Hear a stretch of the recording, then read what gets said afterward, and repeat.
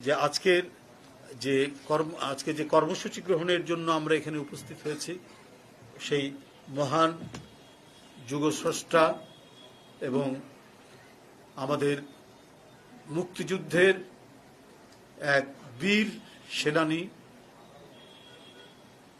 Sector commander স্বাধীনতার ঘোষক জিয়াউর রহমান, তার স্মৃতিকে আমরা বারবার স্মরণ করি।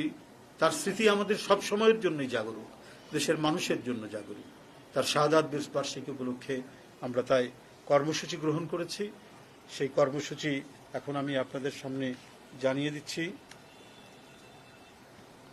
যে আমরা 25শে মে থেকে 1 জুন পর্যন্ত 7 দিন ব্যাপী কর্মসূচি, এই 7 দিন ব্যাপী কর্মসূচি আমরা গ্রহণ করেছি। এর মধ্যে ঈদ পড়বে, এই কারণে হয়তো কেউ যদি কোনো আলোচনা সভা বা অন্য কিছু 2-1 দিন পরেও করে তাতেও কোনো অসুবিধা নেই।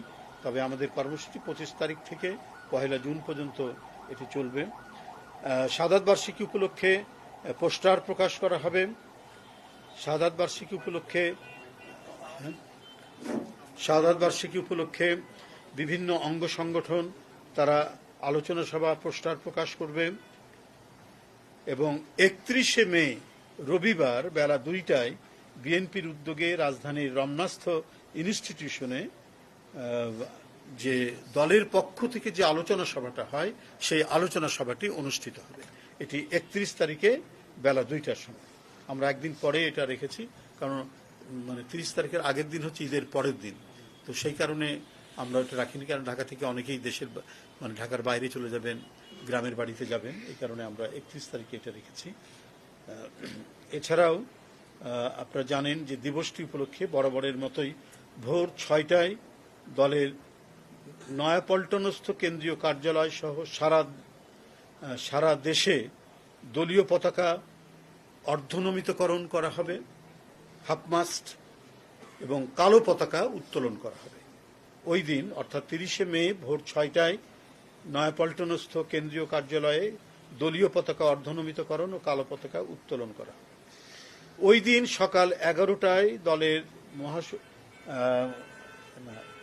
এখানে যেতে পারে, সকাল 11টায় দলের সিনিয়র নেতৃবৃন্দ সহকারে বিএনপির নেতৃবৃন্দ এবং অঙ্গ সংগঠনের নেতৃবৃন্দ শহীদ রাষ্ট্রপতি জিয়াউর রহমানের মাজারে পুষ্পার্ঘ্য অর্পণ ও মাজার জিয়ারত করবেন এবং জিয়ারত শেষে জাতীয়তাবাদী ওলামা দলের উদ্যোগে মাজার প্রাঙ্গণে দোয়া মাহফিল অনুষ্ঠিত হবে।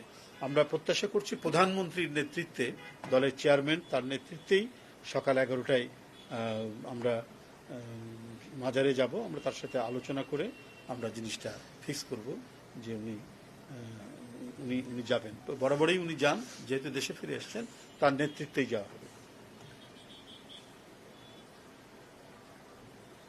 দিবসটি উপলক্ষে ঢাকা মহানগর উত্তর ও দক্ষিণের প্রতি থানায় দুস্থদের মাঝে কাপড়, চাল, ডাল সহ খাদ্য সামগ্রী বিতরণ করা হবে। মানে শুকনো যে জিনিস আছে সেগুলো আমরা বিক্রি করবো। এইভাবে সারা দেশে বিএনপির উদ্যোগে শহীদ রাষ্ট্রপতি জিয়াউর রহমানের 45তম শাহাদাত বার্ষিকী উপলক্ষে সারা দেশে জেলা ও মহানগরী সহ সকল ইউনিট এবং উক্ত ইউনিট সমূহের অধীনস্থ সকল ইউনিটে কার্যালয়ে 30শে মে ভোর 6টায় দলীয় পতাকা অর্ধনমিতকরণ এটা বলেছে ও কালো পতাকা উত্তোলন করা হবে এবং নিজ নিজ এলাকার সুবিধা অনুযায়ী আলোচনা সভা, দোয়া মাহফিল ও দোস্তদের মাঝে কাপড়, চাল, ডাল সহ খাদ্য সামগ্রী বিতরণ করা হবে।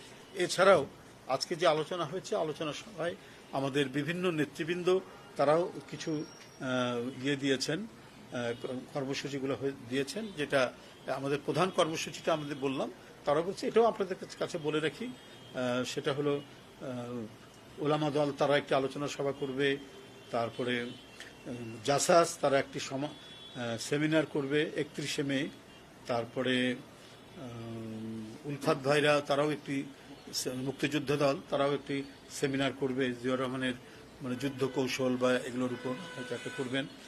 তারপরে আবুল কালাম তাঁতি দল তারাও আলোচনা সভা করবেন, পোস্টার করবেন।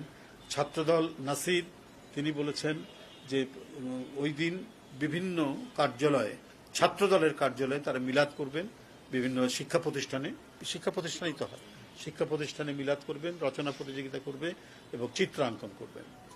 নুরুল ইসলাম নয়ন যুবদলের সেক্রেটারি, নুরুল ইসলাম নয়ন এমপি যুবদলের সেক্রেটারি বলেছে পোস্টার করবেন 10টি বিভাগে।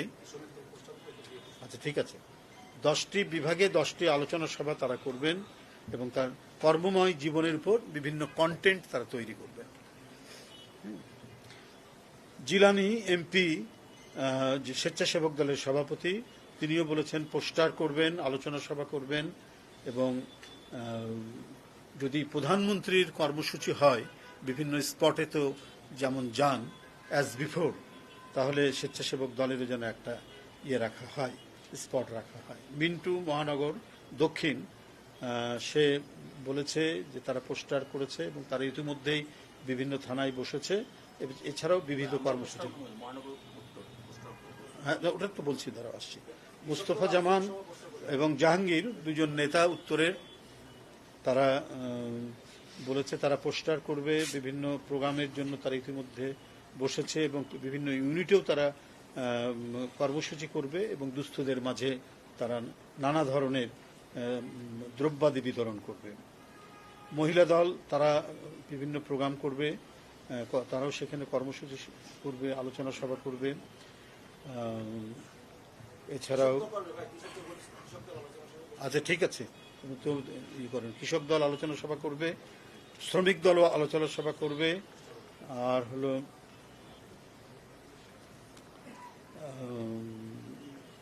আমরা আরেকটা জিনিস যেটা বলতে চাই যে আজকে আমাদের নেতৃবৃন্দর সামনে সবাইকে বলেছি, জনদুর্ভোগ সৃষ্টি করে এই ধরনের কোনো কর্মসূচি কেউ করবে না। যেমন একটা রাস্তার মোড়ের উপর হয়তো একটা মঞ্চ করে সেখানে হয়তো আলোচনা সভা শুরু করে দিল, এইটা আমরা একবার খুব কড়াভাবে আমরা তাদেরকে নিষেধ করব যে ফাঁকা জায়গা, বাট বা অন্য কোনো জায়গায় তারা কর্মসূচি করবে অথবা কোনো অডিটোরিয়াম, কিন্তু রাস্তা বন্ধ করে কেউ কোনো কর্মসূচি পালন করতে পারবে না।